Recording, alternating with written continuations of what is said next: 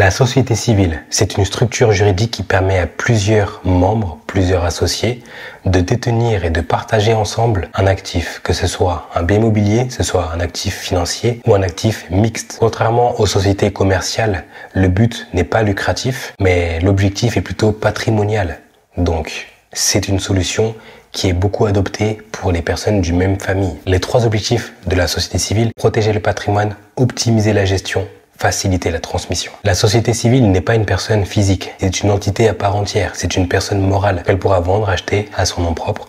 Elle pourra même emprunter, pourquoi pas. Mais d'ailleurs, quand on parle de sociétés commerciales comme la société anonyme, la SARL, société anonyme à responsabilité limitée, la SAS, la SASU, etc., le code civil, quand on parle de société, par défaut, c'est la société civile. Ce n'est pas une société commerciale. Dans la majorité des cas, c'est la société civile qui va être le plus pertinent pour faciliter la gestion de patrimoine. Un des problèmes de l'indivision, c'est qu'on doit avoir l'unanimité, sans quoi la vente du bien sera impossible, sauf si un indivisaire peut à lui seul demander la vente forcée, mais dans ce cas-là, frais de justice, c'est compliqué.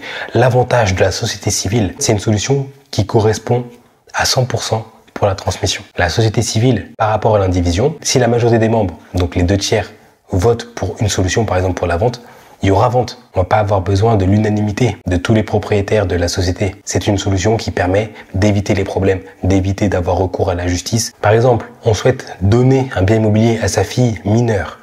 Lorsque sa fille est mineure, la vente doit être autorisée par un juge. Mais ça peut être dangereux, on n'a plus la gérance, on n'a plus la gestion, ça peut être compliqué. Maintenant, si ce bien immobilier, on l'intègre dans une société civile, on va donner des parts, cette fois-ci, de la société civile à notre fille qui est mineure, donc elle va en devenir propriétaire, mais nous, on va en conserver la gérance. Donc, on va pouvoir vendre au nom de la société sans avoir besoin de l'accord de quiconque. Là, j'ai parlé des mineurs, mais ça peut être aussi les majeurs protégés. La société civile, ça va leur permettre de dissocier l'avoir et le pouvoir. Par exemple, on a une maison de famille, une maison qu'on souhaite donner à nos 2 enfants. Nos 2 enfants ne sont pas encore prêts et ne veulent pas encore le bien immobilier. Qu'est-ce qu'on peut faire? On peut apporter le bien immobilier à la société civile et ensuite donner la moitié de la nue propriété à chacun des enfants. Et puis même, on peut rajouter une clause statuaire, donc qui peut être modifiable à tout moment, qui indique que l'enfant qu'on a désigné devra verser une soulte à l'autre enfant. Ça nous permet, nous, en tant que parents, si on sait qu'il y a un des 2 enfants qui gère mieux l'argent que l'autre, on sait que c'est à lui qu'on va demander de verser la soulte à l'autre enfant. On peut mettre des clauses, en fait. Et c'est ce que j'ai dit dans la vidéo précédente. Il faut avoir recours à un professionnel pour faire tout ça. On peut choisir une solution seule, la société civile, c'est excellent. Mais si on la combine avec d'autres types de solutions, comme avec des clauses, comme avec du démembrement, une autre solution de transmission, d'optimisation fiscale, c'est excellent.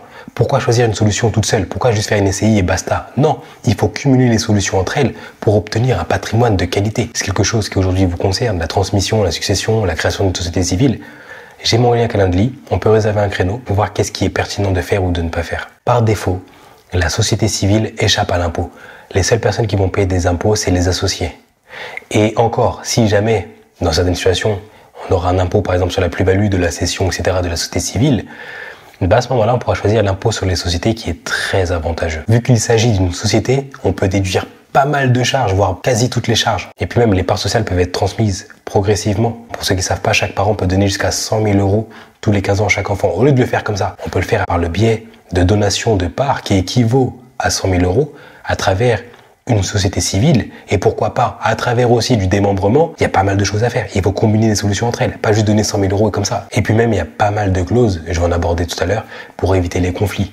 Et la rédaction des statuts, ça sera l'objet de la prochaine vidéo, peut-être la prochaine ou celle d'après. Quand on crée une société civile, les statuts, mais c'est tellement important. La société civile présente quand même quelques inconvénients. Le premier, c'est la difficulté à se faire financer. En société, il est beaucoup plus difficile d'obtenir un emprunt. C'est possible, c'est plus dur et c'est plus cher. Le deuxième inconvénient, c'est qu'on peut avoir des limites dans les baux conclus. On a une absence de protection pour le délai de rétractation, parce qu'on n'a pas de délai de rétractation tout simplement lors d'une acquisition. Le coût et le temps. Ça, c'est quelque chose à prendre en compte. Lorsqu'on va créer une société civile, il est important de ne pas négliger la comptabilité et de ne pas négliger les assemblées générales. C'est obligatoire, mais si on met vraiment le minimum dans la comptabilité, on s'en fout. Et même les assemblées générales, on les bâcle. L'administration fiscale pourrait suspecter d'avoir une société fictive. Et dans ce cas-là, on aura plein de problèmes. Donc, pour éviter tout ça, la rédaction fine des statuts, objet de la prochaine vidéo. Si tu veux en savoir plus aussi, va dans la description, tu prends un rendez-vous avec moi, on en parle. La création de société civile, pourquoi, comment, avec qui, quels sont tes objectifs, pourquoi ça serait pertinent pour toi de te faire accompagner, qu'est-ce que tu pourrais y gagner.